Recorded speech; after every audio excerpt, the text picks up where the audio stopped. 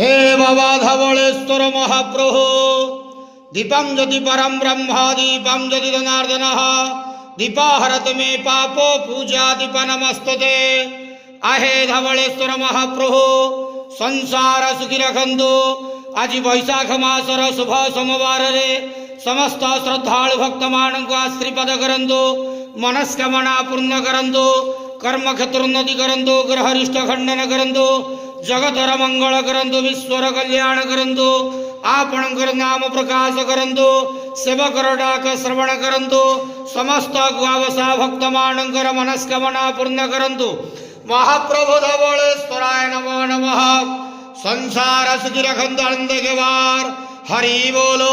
आज वैशाख मासर शुभ सोमवार रे समस्त श्रद्धालु भक्त मान को आश्रीपद करंदो आनंद गेवार हरि बोलो। बाबा धवळेश्वराय नमो नमः।